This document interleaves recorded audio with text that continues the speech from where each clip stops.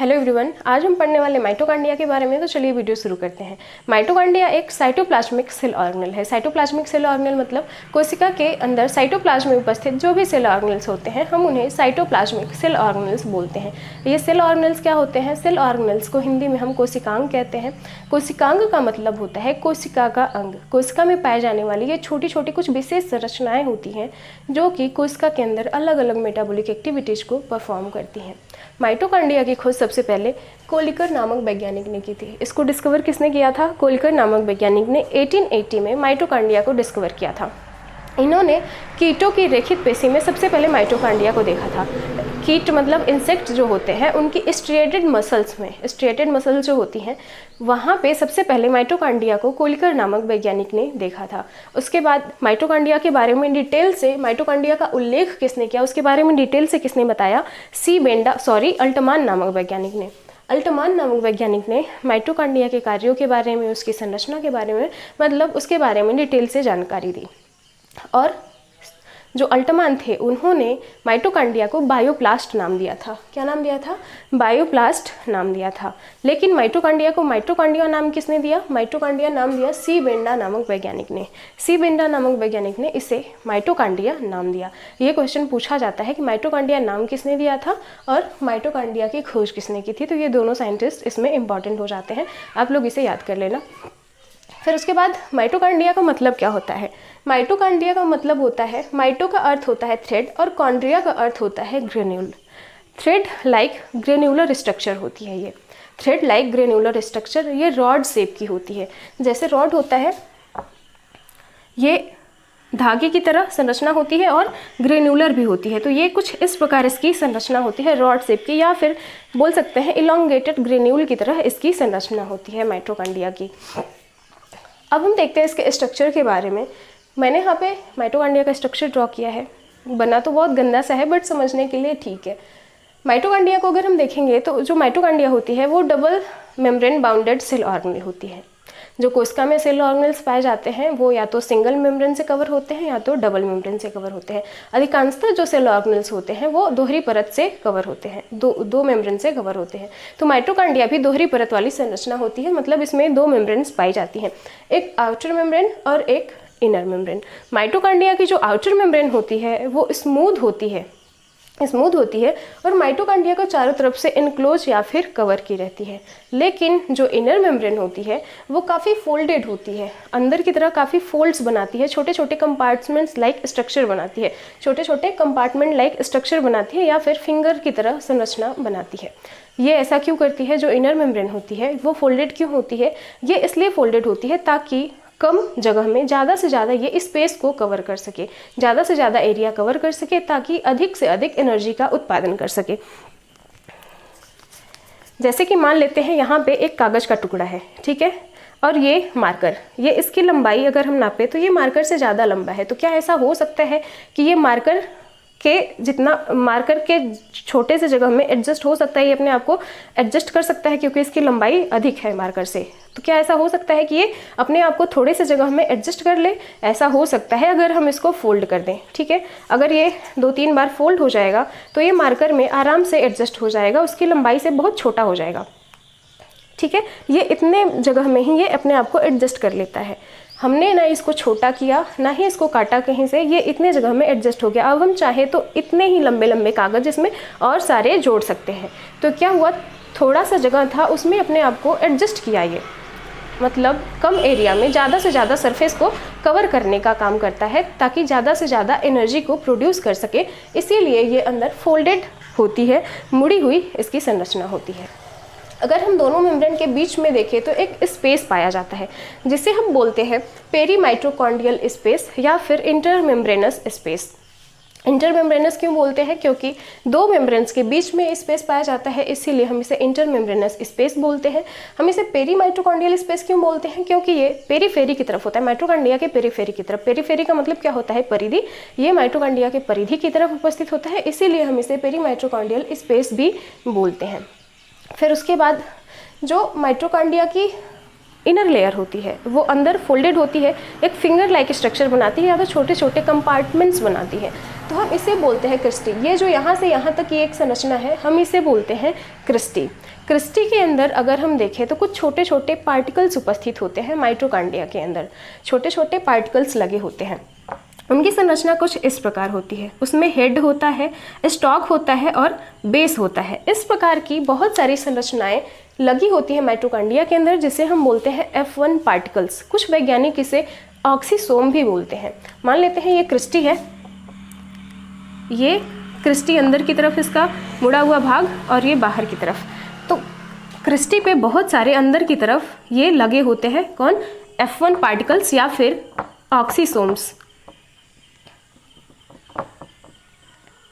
फिर उसके बाद हम देखें तो जो माइटोकॉन्ड्रिया होती है, माइटोकॉन्ड्रिया के अंदर एक लिक्विड मटेरियल भरा होता है जिसे हम बोलते हैं मैट्रिक्स। इसमें क्या भरा होता है? एक फ्लूइड भरा होता है जिसे हम मैट्रिक्स बोलते हैं। और इन दोनों मेम्ब्रेन्स के बीच में भी एक फ्लूइड भरा होता है। माइटोकॉन्ड्रिया में अपना खुद का डीएनए उपस्थित होता है। डीएनए उपस्थित होता है, इसमें राइबोसोम्स उपस्थित होते हैं और आरएनए उपस्थित होता है। तो ये हो गया माइटोकॉन्ड्रिया का स्ट्रक्चर। अब इसके बारे में हम कुछ और बातें देखते हैं।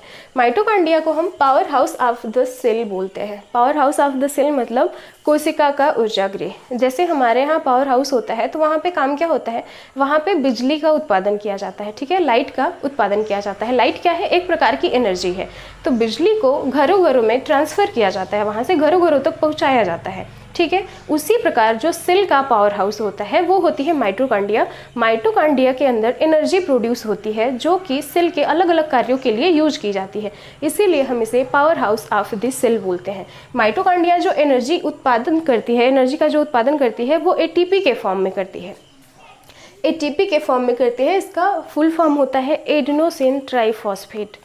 फुल फॉर्म क्या होता है? Adenosine triphosphate. और एटीपी को हम एनर्जी क्वाइन बोलते हैं, energy coin of the cell या फिर कोशिका की ऊर्जा मुद्रा।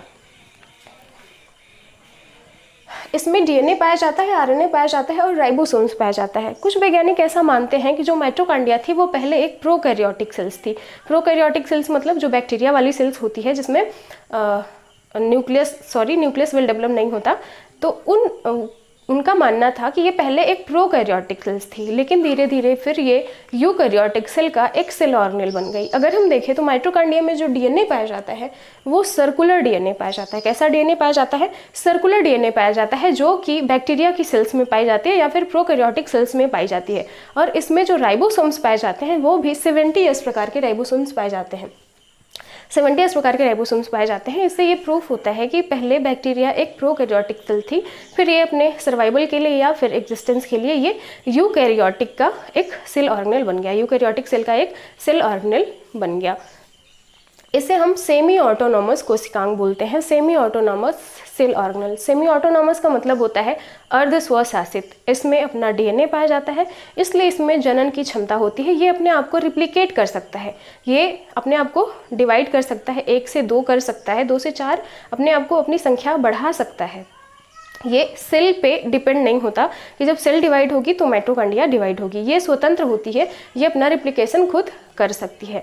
माइटोकॉन्ड्रिया उन सेल्स में अधिक पाई जाती है जिसमें अधिक एनर्जी की आवश्यकता होती है। जैसे मसल सेल हो गई, उसमें एनर्जी की अधिक आवश्यकता होती है, तो माइटोकॉन्ड्रिया की संख्या वहाँ पे हजारों की संख्या में होती है। कभी कभी कुछ सेल्स में माइटोकॉन्ड्रिया 2000 से भी ज़्यादा इनकी उपस्थिति होती है या इनकी संख्या होती है एक सेल के अंदर। कुछ सेल्स ऐसी होती है जिसमें माइटोकॉन्ड्रिया नहीं पाई जाती, वो सेल होती है आरबीसी। किस में नहीं पाई जाती? आरबीसी में।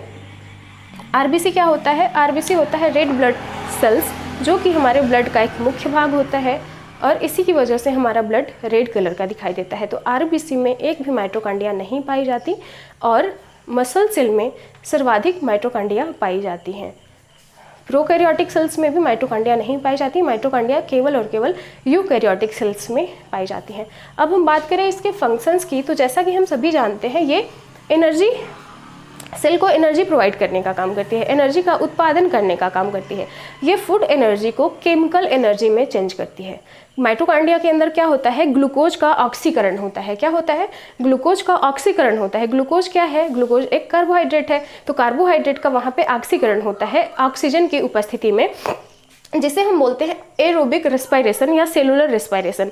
एरोबिक रेस्पिरेशन ऑक्सीजन की उपस्थिति में होता है माइटोकॉन्ड्रिया के अंदर, जिसमें ग्लूकोज जो होता है वो ब्रेक होता है अपने सरलतम यौगिकों में। ग्लूकोज ब्रेक डाउन होता है और फूड एनर्जी जो है वो केमिकल एनर्जी में बदल जाती है, जो कि कोशिका अपने अलग अलग कार्यों के लिए यूज करती है। केमिकल एनर्जी का कोशिका अपने बहुत सारी मेटाबॉलिक एक्टिविटीज़ के लिए प्रयोग करती है। आज के लिए बस इतना ही। तो आज हमने देखा माइटोकॉन्ड्रिया के बारे में। माइटोकॉन्ड्रिया की खोज कोलिकर नामक वैज्ञानिक ने की थी 1880 में, और सी बेंडा नामक वैज्ञानिक ने इसे माइटोकॉन्ड्रिया नाम दिया था। अल्टमान नामक वैज्ञानिक ने इसके कार्यों के बारे में, इसकी संरचना के बारे में उल्लेख किया था और इसका नाम बायोप्लास्ट नाम दिया था। इसके स्ट्रक्चर की बात करें तो ये दोहरी परत वाली संरचना है। आउटर मेम्ब्रेन स्मूथ होती है और इसको माइटोकॉन्ड्रिया को चारों तरफ से इनक्लोज की रहती है, लेकिन जो इनर मेम्ब्रेन होती है वो फोल्डेड होती है, अंदर की तरफ फोल्डेड होती है। ये फिंगर लाइक स्ट्रक्चर या छोटे छोटे कंपार्टमेंट्स बनाती है माइटोकॉन्ड्रिया के अंदर, जिसे हम क्रिस्टी बोलते हैं। माइटोकॉन्ड्रिया के अंदर एक लिक्विड मटेरियल भरा होता है जिसे हम मैट्रिक्स बोलते हैं। मैट्रिक्स में डीएनए, आरएनए और राइबोसोम्स बिखरे होते हैं। किस प्रकार का डीएनए पाया जाता है इसमें? सर्कुलर डीएनए पाया जाता है और 70 इस प्रकार का राइबोसोम्स पाया जाता है। क्रिस्टी पे F1 पार्टिकल्स लगे होते हैं जिसे हम बोलते हैं पेराक्सीसोम। इसका स्ट्रक्चर जो होता है वो थ्रेड लाइक ग्रेनुलर स्ट्रक्चर होता है और इसे हम powerhouse of the cell बोलते हैं। एटीपी के रूप में ये एनर्जी को प्रोड्यूस करती है, ऊर्जा का उत्पादन करती है, जिसे हम एनर्जी क्वाइन बोलते हैं। सेल का एनर्जी क्वाइन या कोशिका का ऊर्जा मुद्रा। इसमें क्या होता है? एरोबिक रेस्पिरेशन होता है और इसे हम सेमी ऑटोनॉमस सेल ऑर्गेनेल बोलते हैं। सेमी ऑटोनॉमस मतलब अर्धस्वशासित, ये अपने आप को रिप्लिकेट कर सकती है सेल के अंदर रहते हुए।